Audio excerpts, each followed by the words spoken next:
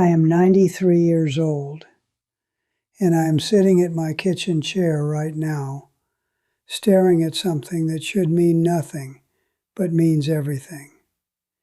It's a stack of birthday cards, held together with a rubber band so old it's practically crumbling. These cards have been sitting in the same drawer for over a decade. Some of them still have the price stickers from the drugstore on the back. 49 cents, 69 cents, $1.25. Bargain bin sentiments for bargain bin friendships. That's what my whole life amounted to. The only sound in this apartment right now is the clock on the wall. Tick, tick, tick. And the hum of a refrigerator that has more inside it than I'll ever eat. I just spread these cards out on the table in front of me. There are dozens of them. I bought them every single year. Every year, like clockwork, I'd go to the store and pick out cards for people I called my friends. People I thought would be in my life forever. People I would have taken a bullet for. Not one of them would answer my phone call today. Not one. I want you to sit with that for a moment, because I didn't come here to tell you a nice story. I came here to tell you the truth. And the truth is ugly. The truth smells like a cold dinner nobody came to eat. The truth sounds like a telephone that hasn't rung in 4 years. I had over 100 friends. Birthdays, weddings, retirement parties, barbecues. My house was the house. My name was the name. Everybody knew me. Now nobody does. And if you're smart, if you have even a shred of sense left in you, you will listen to what I'm about to say. Because I am running out of time to say it. I grew up believing one thing above everything else. One idea that I built my entire life on, like a man building a mansion on a sinkhole. And that idea was simple. If everyone likes you, you will never be alone.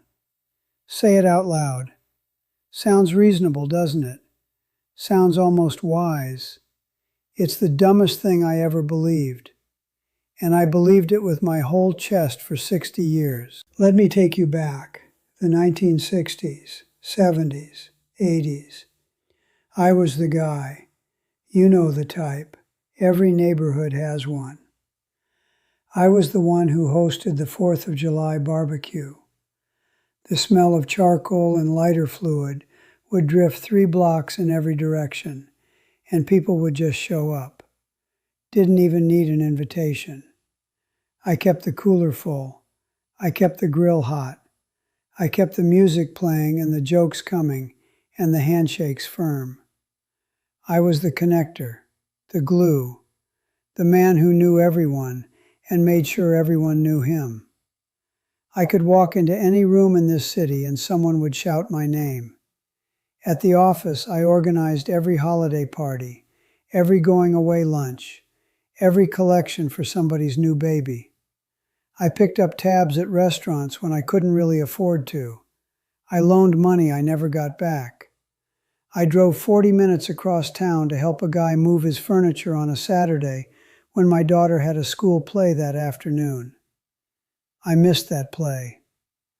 I missed a lot of plays, a lot of recitals, a lot of quiet Tuesday nights when my wife was sitting on the couch hoping I'd just stay home. But I couldn't stay home. Staying home meant being nobody. Staying home meant the phone might stop ringing.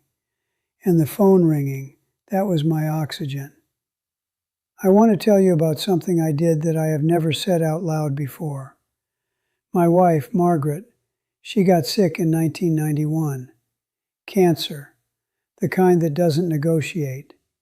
And she started chemotherapy on a Thursday. I remember it was a Thursday because Thursdays were my golf days. I had a foursome. 4 guys I'd been playing with for 6 years. And I told myself I'd take her to the next appointment. I told myself she understood.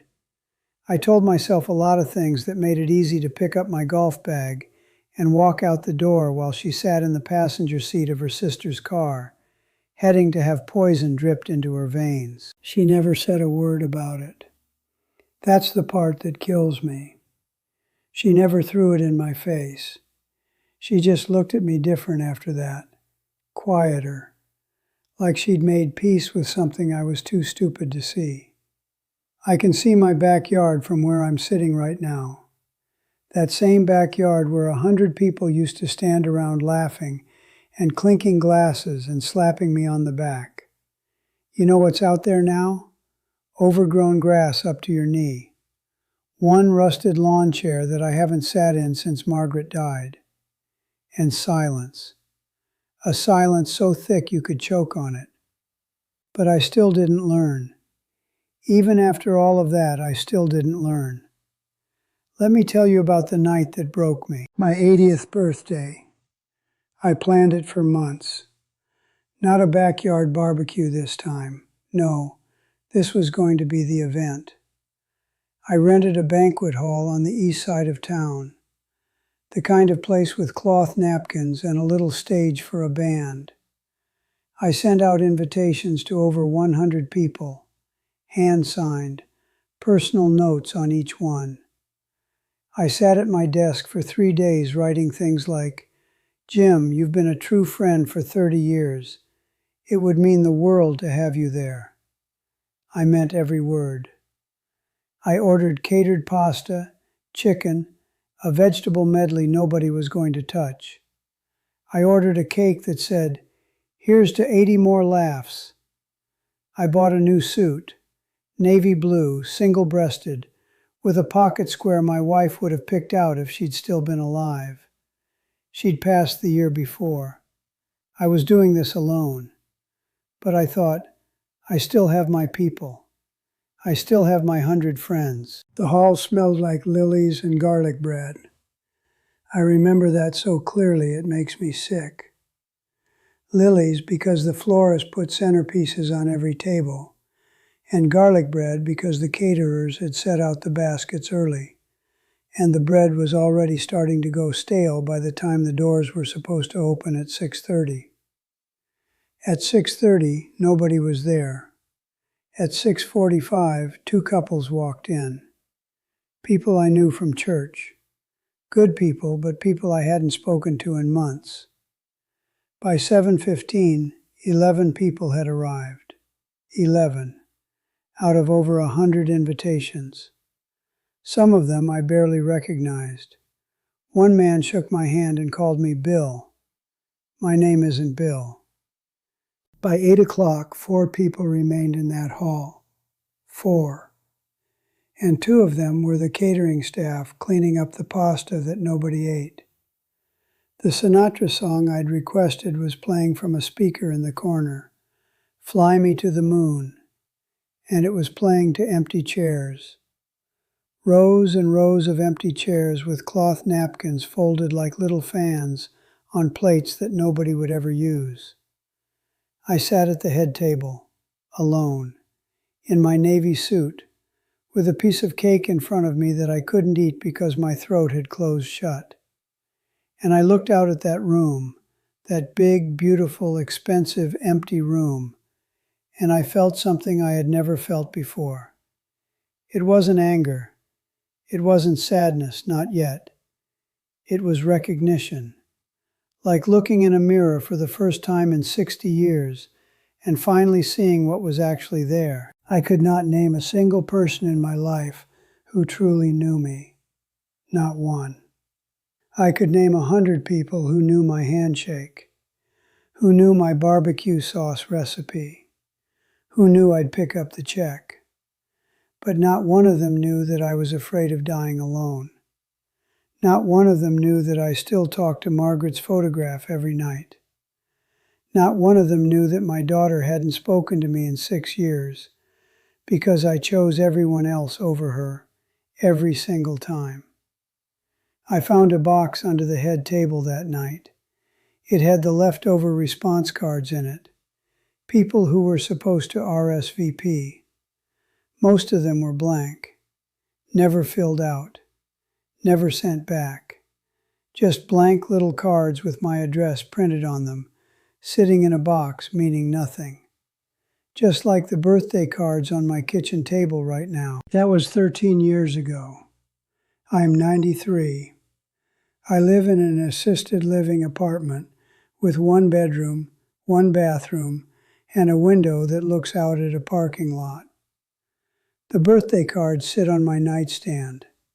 I see them every morning when I wake up, and every night before I close my eyes. They are a monument to delusion. I pick one up sometimes. I open it. And you know what's inside? Nothing. Blank. I never wrote in them. Not a single one. I just kept buying them year after year, this stupid little ritual, like I was preparing for friendships that never actually existed. I'd hold the card and think, I'll send this to Frank for his birthday. But I never did. Because deep down I think I knew. I knew that if I wrote something real in that card, something honest, Frank wouldn't know what to do with it. Because Frank didn't know me, and I didn't know Frank. We just stood next to each other at parties and called it friendship. My daily routine now is this. I wake up at 6 because my body won't let me sleep any longer. I eat breakfast alone in a dining hall where people sit at tables but don't talk to each other. I watch television for hours, not because I enjoy it, but because the voices make the room feel less empty. I go to physical therapy 3 times a week. The aide there, a young woman named Diane, she's the only person who says my name on most days. Good morning, Arthur. That's it. That's my social life. A 26-year-old physical therapist who is paid to be kind to me. The phone sits on the counter like a dead animal. It does not ring. I tried calling old numbers a couple of years ago. Most were disconnected. One had a recording that said the number was no longer in service. 2 of the people I called, I found their obituaries online. They'd been dead for years and nobody told me. Because why would they? I was never really in their lives. I was just nearby. Those birthday cards on my nightstand, they mock me every single morning. They are the physical proof of a life spent performing instead of connecting. A life spent buying cards I'd never send for people who'd never care. Now, I want to talk to you. You, the one watching this right now. The one scrolling through your phone at midnight with 200 contacts in your phone and not a single person you could call right now and say, I'm not okay. I am talking directly to you. I want you to do something right now. I want you to think of 5 people. Just 5. 5 people who would get in their car and drive to the hospital if you were dying. Not 5 people who would comment praying for you on a post. Not 5 people who would send a heart emoji. 5 people who would show up. Who would sit in that ugly waiting room chair and hold your hand and stay. Can you name them? Be honest. If you can't, then you are me. You are me 60 years ago, standing at a barbecue grill, surrounded by laughter, completely alone. And you don't even know it yet. That's the worst part. You don't even know it yet. Stop collecting people like trading cards. Stop measuring your worth by how many names are in your phone. Stop skipping dinner with the person who actually loves you so you can grab drinks with someone who won't remember your birthday. Have one real conversation this week. One. Not a text, not a meme. Sit across from someone and say something that terrifies you. Say, I've been lonely. Say, I haven't been honest. Say, I need you, and I'm sorry I never said it before. Do it tonight, not tomorrow, tonight. Because tomorrow is a lie that old men like me tell themselves until there are no more tomorrows left. I'm holding one of these blank birthday cards right now. blank. Nothing written inside, no name, no message, no love, just empty cardstock in a dying man's hand. Don't let this be your headstone.